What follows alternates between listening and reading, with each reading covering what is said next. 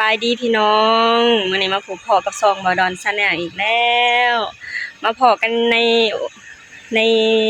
บรรยากาศเศร้าๆนะพี่น้องเนาะบรรยากาศเศร้าๆยามไห้ยามนานะพี่น้องแดดก็สิจ้าๆเลยนะพี่น้องเนาะนี่สตูกมีหยังให้เบิ่งนี่ต้นไม้ของสตูกต้นม่วงสตูกนะพี่น้องแตกแล้วนี่แตกแล้วอันนี้คือต้น3ฤดูเนาะพี่น้องเนาะที่สตูกบอกว่าใบมันแห้งๆน่ะมันสตูกที่แรกนึกว่าสตูกกันคิดว่ามันตายแล้วพี่น้องเนาะบ่ตายเฉยเนี่ยมันปุ่งขึ้นมาใหม่แล้วนี่มาเบิ่งต้นนี้เนาะพี่น้องเนาะ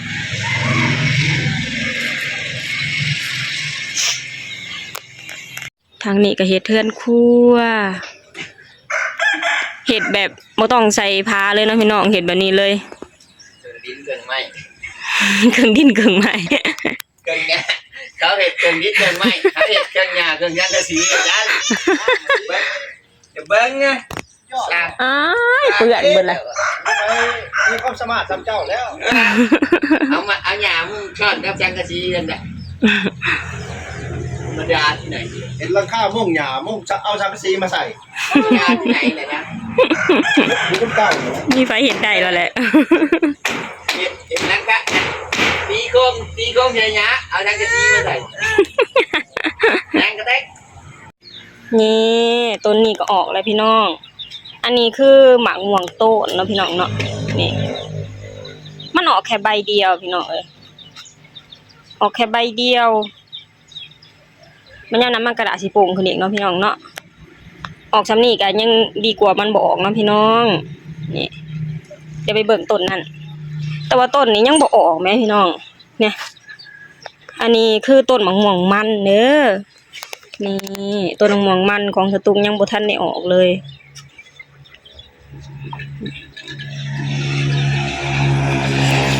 ยังบอกกับว่าเป็นยังเนาะพี่น้องเนาะมันยังมันยังสดชื่นอยู่มันยังซื่นอยู่เนาะพี่น้องเดี๋ยวไปเบิ่งต้นมะม่วงม่วงโตดเนาะพี่น้องเนาะนี่ต้นนี่พี่น้องอันนี้ต้นมะม่วงโตดเนาะพี่น้องเนาะอันนี้คือต้นมะม่วงโตดมะม่วงโลมันต้นมะม่วงโตดนี่อันนี้มะม่วงโลเนาะพี่น้องสตูปเด็ดปลายมันพี่น้องสวยแต่ว่าของสตูกนี่ยังบ่ค่อยแตกเต็มที่กะสำนี่กะโอเคแล้วเนาะพี่น้องเดี๋ยวสตูกสิพาพ่อแม่พี่น้องไปเบิ่งของเอื่อยของสตูกเนาะนี่อันนี้ของเอื่อยของสตูกของเพิ่นน่ะป่งยอดใหม่ดีพี่น้องเอ้ยเพราะว่าของเพิ่นน่ะเพิ่นซื้ออันปุ๋ยมาใส่เนาะปุ๋ยเลี้ยงใบเลี้ยงหากเนาะพี่น้องของเพิ่นก็เลยป่งออกป่งดีนะพี่น้องเบิ่งน่ะป่งดีพี่น้องเอ้ยตาสะออนของเพิ่นนะเพิ่นเน้นซื้อปุ๋ยมาใส่โดยเฉพาะเลยเนาะพี่น้องเนาะคือแต่ละต้นนี่แบบว่าขึ้นแบบไวเลยนะพี่น้องขึ้นอย่างไวเลยนี่อันนี้ก็โป่งใหม่จนมันแก่แล้วก็มันก็กำลังสิออกใหม่แล้วเนาะพี่น้องเนาะเนี่ยเห็นบ่พี่น้องเห็นบ่กำลังเริ่มจอขึ้นมาใหม่แล้วเนี่ยอันนี้คือต้นหมากลำไยเนาะพี่น้องเนาะต้นหมากลำไยอันนี้ไอ้บงกินมันเนี่ยอันนี้ก็กำลังสิออกนะพี่น้องนี่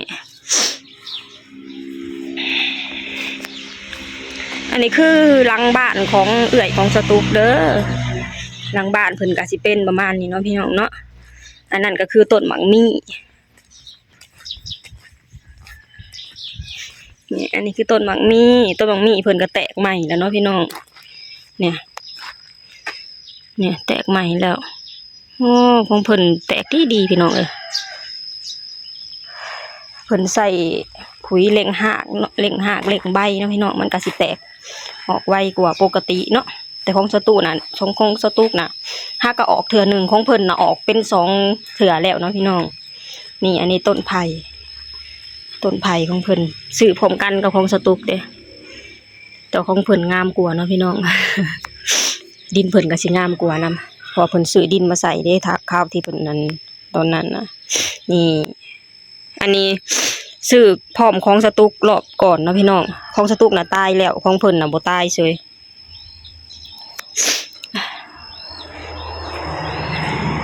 นี่ต้นดอกแค่พี่น้องนี่ต้นดอกแค่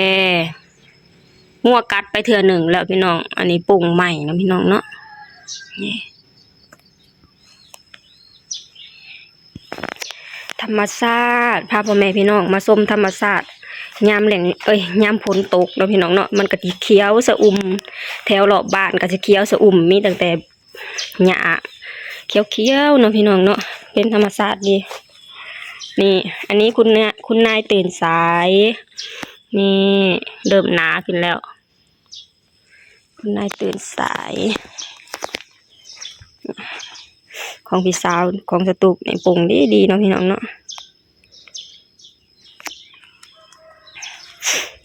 อันนี้ลีลาวดีออกดอกออกผล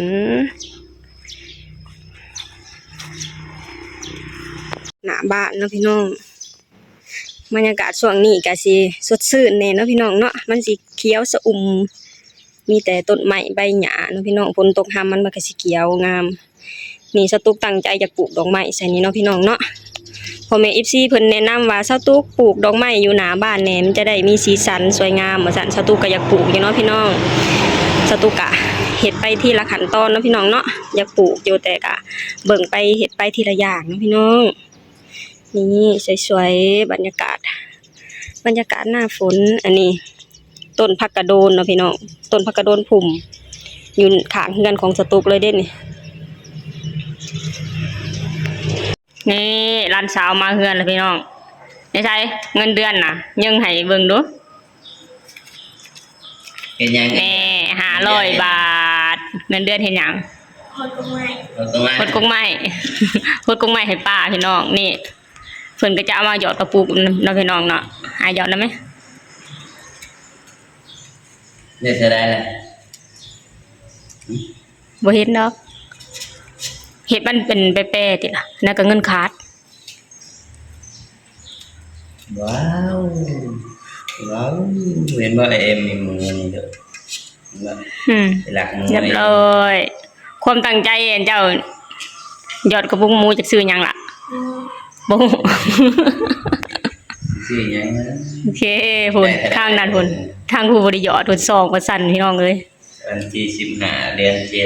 7 ใกล้จะครบกำหนดแล้วเดือน7กับ วันละบ่เนาะ